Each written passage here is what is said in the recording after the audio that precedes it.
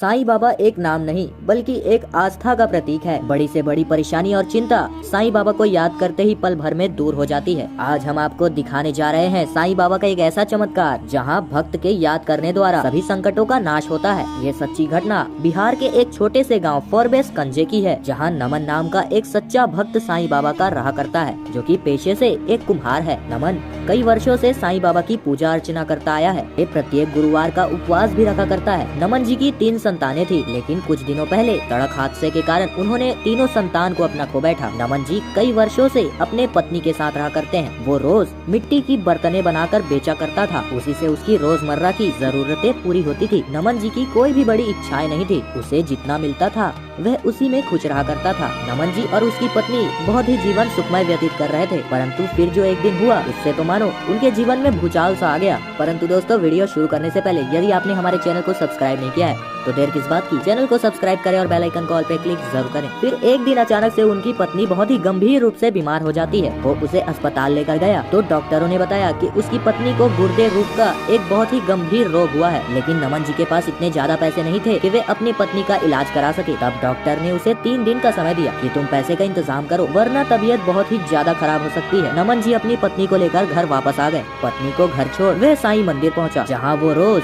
साईं बाबा की पूजा किया करता। वहाँ पर साईं बाबा के मूर्ति के सामने वे प्रार्थना करने लगा। वह कहने लगा कि हे साईं बाबा, मैंने कभी भी आपसे कुछ ज्यादा नहीं मांगा, परंतु आज मुझे पैसों की बहुत ज्यादा जरूरत है, मेरी सहायता कीजिए। वो ऐसी प्रार्थना कर ही रहा था, तभी वहाँ पर एक सेठ पहुँचा। उसने नमन जी से पूछा, तुम यहाँ पर किसी कुम्हार को जानते हो क्या, जिसका नाम नमन है? मैंने सुना है कि वे काफी अच्छे तरीके से मिट्टी के बर्तन बनाया करता है। नमन जी ने कहा कि बताइए, मैं ही तो नमन हूँ। सेठ ने कहा कि मुझे 2 दिन में 10,000 कुल्हड़ चाहिए, बना सकते हो? नमन ने कहा, जी हाँ, मैं बना दूंगा, किंतु सभी का मूल्य 50,000 रूपए होगा। सेठ जी ने कहा, कोई बात नहीं, मैं दे दूंगा, परंतु 2 दिन में दे पाओगे? नमन जी बोला, हाँ हाँ दे दूंगा सेठ। फिर वे वहाँ से चला गया। नमन जी बहुत ही ज्यादा खुश हो जाते हैं और वे मन ही मन यही सोचने लग जाते हैं कि अब मैं अपनी पत्नी का अच्छे तरीके से इलाज करा सकता हूँ। फिर साईं बाबा का धन्यवाद करके नमन जी अपने घर चले गए। नमन जी अपने घर के बाहर खुले में बहुत ज्यादा मिट्टी के बर्तन बनाया करता था, तो उसने देखा कि उसके पास तो पहले से ही 7,000 कुल्हड़ बने हुए रखे हैं। अब उसे मात्र 3,000 ही कुल्हड़ बनाने हैं। वो जल्दी से काम पर लग गया। जरूरी सामान दुकान से उधारी लाया और काम करने लगा। उसके पास समय कम था और काम बहुत ही ज्यादा, परंतु नमन जी ने दिन रात काम कर वह कुल्हड़ को बना लेते हैं। फिर वह मन ही मन सोचने लगा कि सारा काम हो गया है, बस अब कुल्हड़ सूख जाए, उसके बाद सूटी पर गर्म करना है। और इतना ही सोचकर वह सो गया। परंतु थोड़ी देर बाद उसे बहुत ही तेज बारिश की आवाज आई, जिससे उसकी नींद खुल गई। जाग कर उसने देखा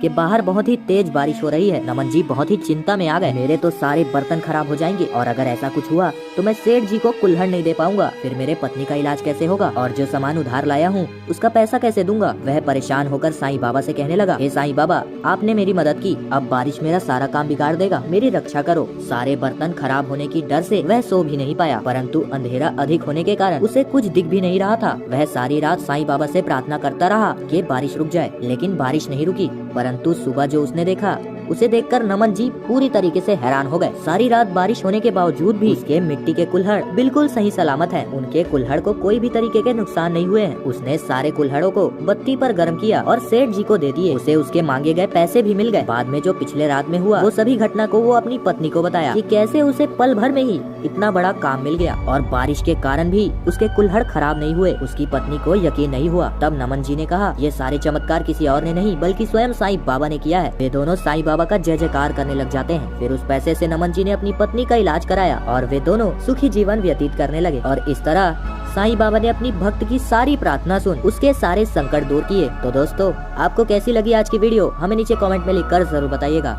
अगर आपको वीडियो अच्छी लगी होगी तो वीडियो को लाइक, शेयर एंड सब्सक्राइब जरूर कीजिएगा। बहुत बहुत धन्यवाद।